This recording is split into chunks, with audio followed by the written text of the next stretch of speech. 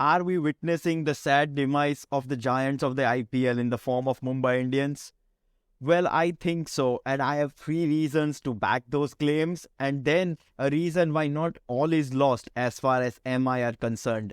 Hello, and welcome back to the Cricket Corner podcast with me, Vatsal Vora, as we talk about the game which has just been finished in the IPL, and that was between the Mumbai Indians and the Chennai Super Kings at the Wankhede Stadium, where CSK have registered their third consecutive victory in the IPL, beating Mumbai Indians by 7 wickets.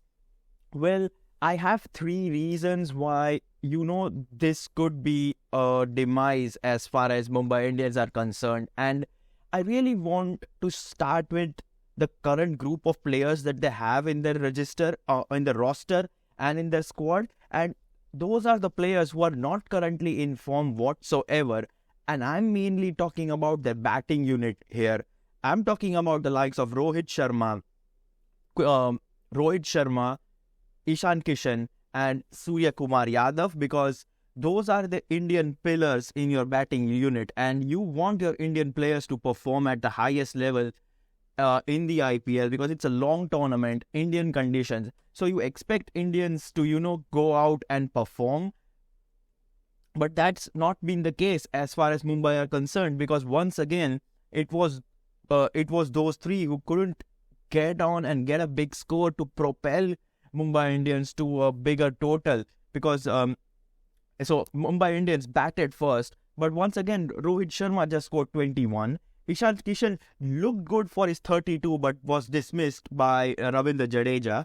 And Surya Kumar Yadav, well, once again his form has been the talk of the town as far as the Indian batting is concerned for Mumbai Indians, because once again he scored just one run, and his form has been under the radar and under the scrutiny since the one-day international series between India and Australia, because as we all know, Surya Kumar Yadav unfamously scored 3 consecutive golden ducks in that series, and that form seems to be carrying into this IPL, because so far in the 2 games he hasn't looked like the Surya Kumar Yadav we all loved during the T20 World Cup in 2022, towards the end of 2022. That is when he was scoring runs for fun, dominating the bowling attacks and getting those big scores at a decently good strike rate. But that's not what we are seeing from Surya Kumar Yadav, and this is one of the reasons why I feel Mumbai Indians are slowly going down the trajectory in the IPL, because they once had a really good batting unit, and let's be honest, they still have a great batting core with the likes of Yadav, Ishan Kishan and Rohit Sharma, but then you need those players to score runs at the regular intervals. You can't have all three of them not scoring in the same game all the time. Yes, I'm not saying that all three of them have to be in form and get those 30, 40, 50 runs every single game. Yes, one of them could have an odd game here, 2 of them could have an odd game the next time, but at least one out of those 3 need to contribute for the Mumbai Indians. And unfortunately from their side, it hasn't been the case, and that's really worrying, because Mumbai Indians are putting a lot of money behind these players. We all know how much they spent to get Ishan Kishan in that mega auction a couple of years back, and now that he's not performing, the pressure is really on Ishan Kishan to start scoring those big runs, because this form is inversely related to his place in the Indian side, and with the likes of Sanju Samson really getting some good scores for Rajasthan Royals, his place is in jeopardy. His Indian place is in jeopardy.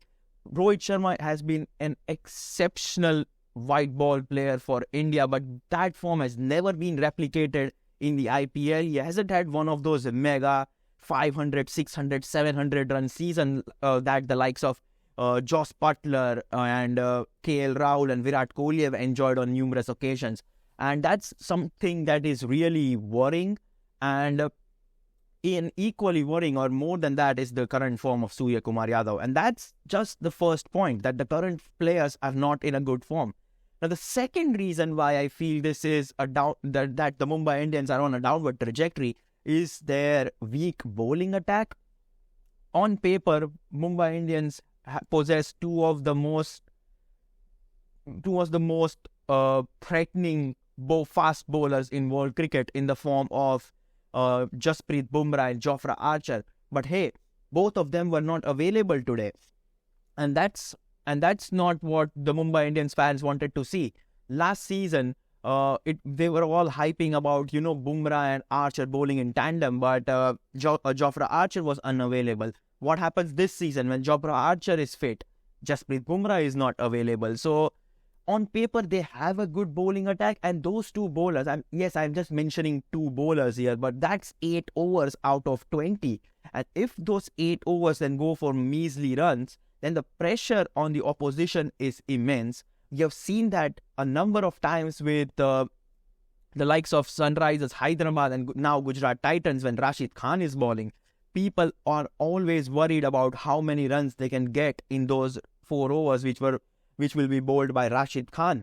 And unfortunately, Mumbai Indians have something similar that they can replicate against their opposition, but this time instead of 4, they have 8. But somehow they're not able to get those 8 overs in, and that's not mainly Mumbai Indians' fault, let's be honest. It's their luck because they're not able to field both of them together. But once again, it doesn't look good because Jofra Archer played the first game, but he was completely dismantled by Virat Kohli and Faf du Plessis in their first game against the RCB. So that's not looking good. Who else do they have in their bowling lineup right now? Jason Behrendorff played today in place of Jofra Archer, but he conceded 24 runs. Yes, he did pick up a wicket, but apart from Jason Behrendorff, you lack experience. Yes, Piyush Chawla is an experienced candidate, but how many more years can you expect from someone like Piyush Chawla? He has been in the IPL circuit for years now. And then there is inexperience all around the field. Arshad Khan, Cameron Green, Kumar Karthikeya, Ritik Shaukin.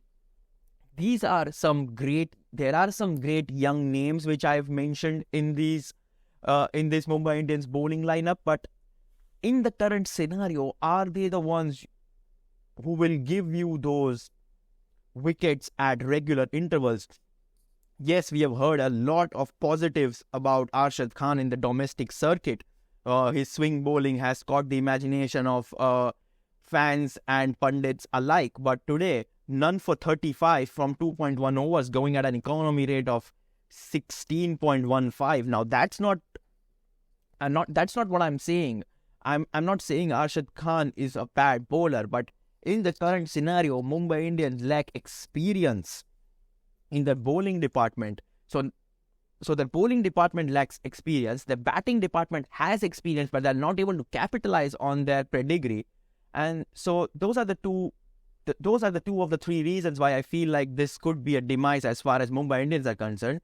Lastly, is the list of the past players who have been performing at a really high rate in the IPL, the likes of Trent Bolt, Hardik Pandya, Krunal Pandya, Quinton de Kock, Rahul Chahar, Kyron Pollard is now retired. He's the batting coach. These were the kind of players on whom the Mumbai Indians were able to rely on. Let's exclude Kyron Pollard from this equation for a minute, and let's talk about Bolt, Hardik, Krunal, de Kock, and Rahul Chahar.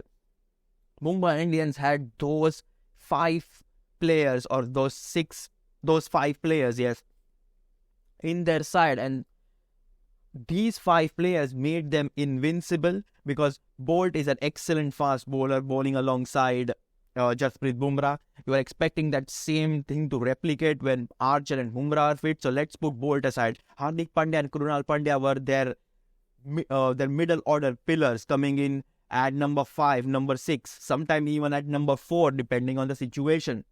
And they used to give you at least 6 or 7 overs between them, something that they lacked this time around. Quinton de Kock was excellent at the top of the order when he used to open with the likes of Rohit Sharma and Ishan Kishan.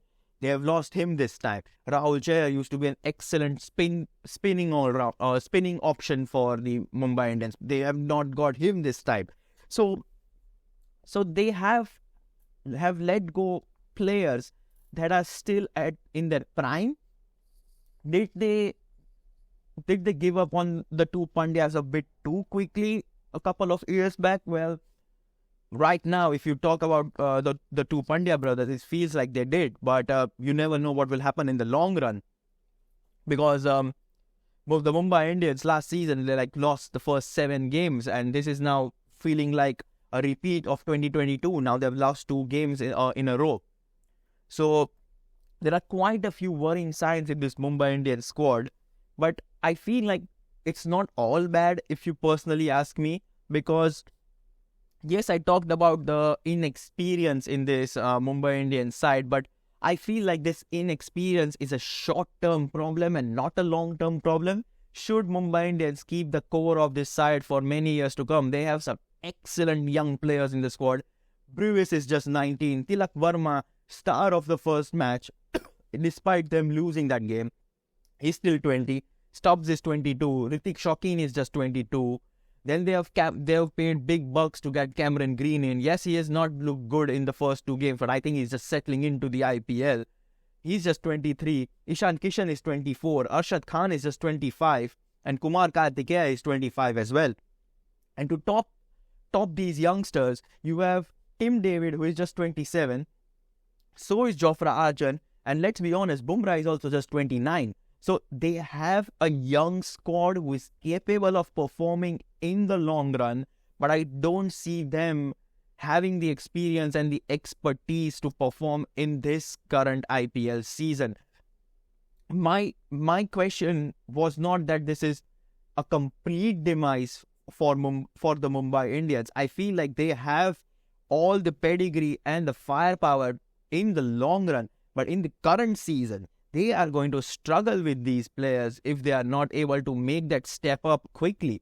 And let's be honest, the pressure of performing on such a big stage should not fall on these youngsters all the time. Like, you cannot expect Tilak Verma, who at 20 years of age, to bail you out of all the downcomings of the top order when Rohit Sharma is not performing, when Ishan Kishan is not performing, and when Surya Kumar Yadav is not scoring runs for you. The pressure should not always fall on a young Tilak Verma. Yes, he bailed you out against the Royal Challengers of Bangalore a week back, but then, yes, he has got pedigree, but how much are you going to weigh down a 20-year-old shoulder who is yet to be even given a thought in the Indian space?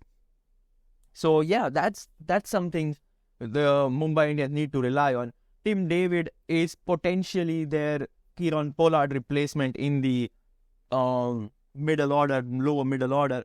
But once again, you can't always rely him to bail you out. So I think the problem overall lies with the top order batsmen as far as the MI are concerned, because if the Mumbai Indians really want to start winning games this season, they need their top order to perform. And I think the responsibility for first and foremost falls on the shoulders of Captain Rohit Sharma.